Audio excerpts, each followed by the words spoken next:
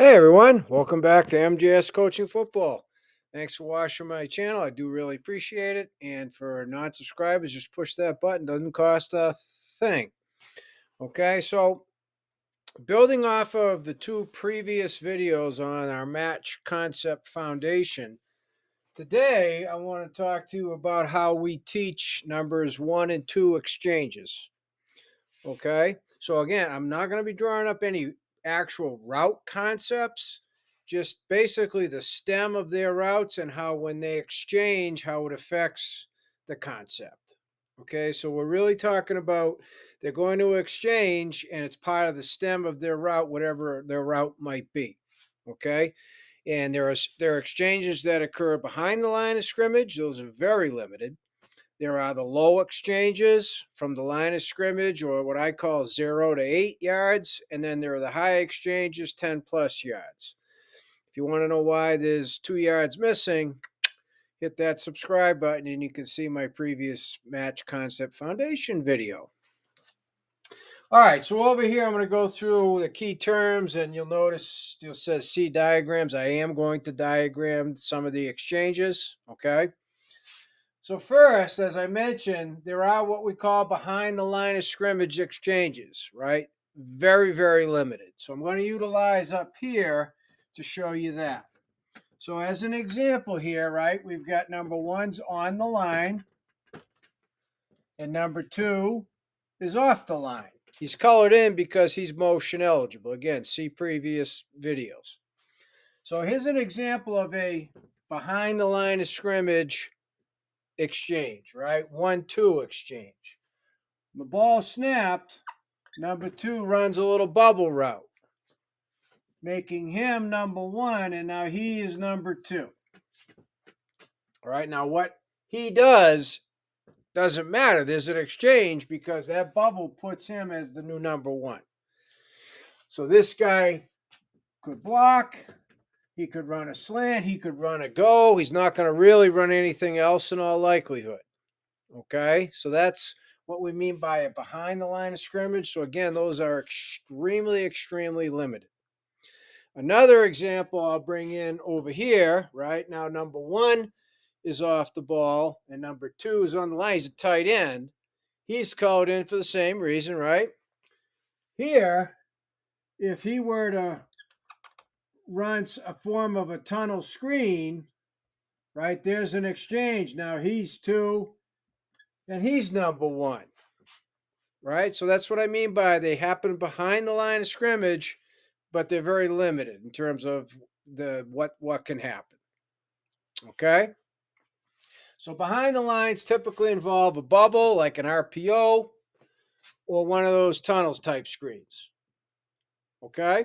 So that takes care of the behind the line. Now the downfield is a whole different ball game. All right? So downfield you have a low exchange. So those again, 0, line of scrimmage up to 8 yards. Okay, so I'm just going to keep it the same in that number 1's on the line, number 2's off the line. I'm not going to get into clusters or anything else. Just say they have normal spacing. Okay. If it were a cluster situation, we make what we call a tango alert. Okay, number 1 in, number 2 out. Tango, tango, tango.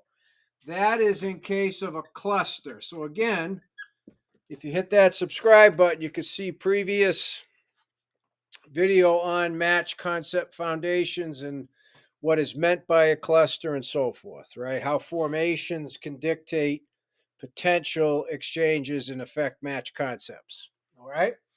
So as an example now, a low exchange, right? Downfield. Okay. 3-step slant with a shootout behind it, right? So now there's number 1, there's number 2.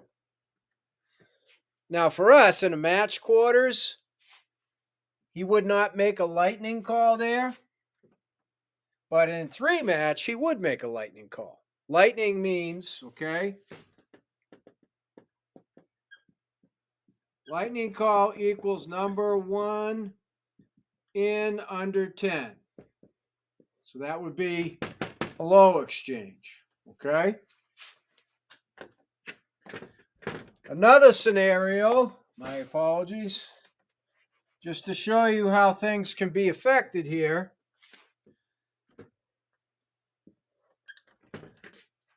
He can run a go route with him running a speed cut 3 to 5 yard out. Well, he's 1 and he's 2 now.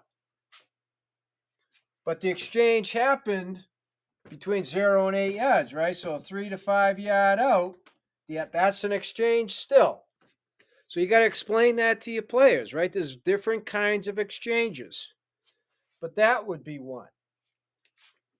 Between 1 and 2, okay, again, in the low exchange area, you're a lot more limited.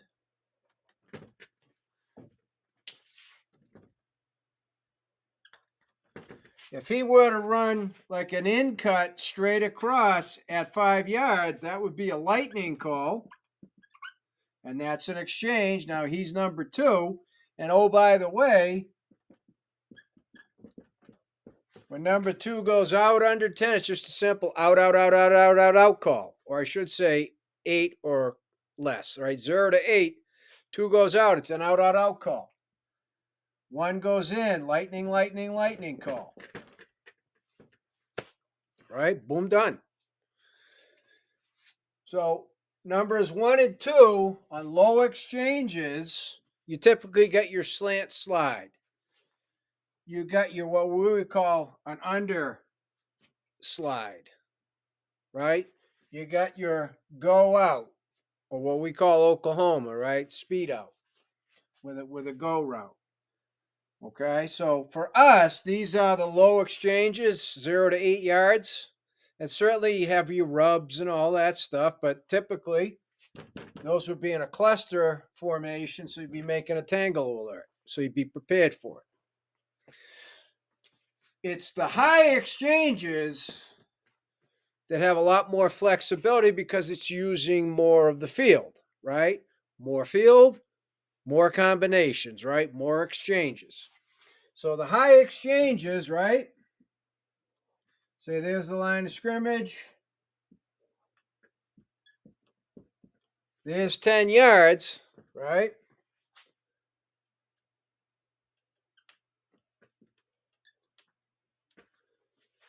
You have what we would call Colorado, deep crossers. Number 1 runs the post. Number 2 runs the corner. That's a high exchange. In our match quarters, that is extremely difficult to play because it happens real fast, real time. Okay? Even in our 3 match can be difficult. Okay? But that's one example. Now watch what happens. Number 2 still runs a corner. Number 1 runs a dig. It's still an exchange. He's now number 1. He's now number 2. And they all start off with a vertical stem. So whoever has the verticals in our match quarters, right, grade 4, 3, 2, or in our 3 match, 10, they've got to be prepared for these things. So again, that's where we come in as coaches. Film study. What are the tendencies? When, number 16's in the game and the slot, this is when they tend to run their high exchanges. He comes in long yardage situations, just as an example, right? Or number 80 is their speed guy. He tends to come in when they're going to execute high exchanges. So you help your players both anticipate as well as eliminate plays. When 80's in the game, we have yet to see a low exchange, as an example, right? Or when number 80 and 16 are in together in this personnel grouping, the low exchanges are this one and behind the line of scrimmage. As an example, this kid's phenomenal. Let's say speed guy in space. Say he's a great blocker. Just throwing it out there, right? Or when these 2 are in, their high exchanges are dig corner or that Colorado. That's all they do. or they just run straight goes, no exchanges, right? So that's where we come in as coaches to help better teach and prepare our play. Remember, easier teaching equals easier learning. So players are utilizing their film study time properly, preparing them for what's actually going to happen. And it's so easy to do in huddle and your playlists and whatnot. Okay. So the high exchanges, there are more of them because there is more field. And it's the same thing. Two goes out, becomes the new number one. One comes in, becomes the new number two, hence exchanging, right? That's what's meant by the exchange. So you got the low exchange, you got the high exchange.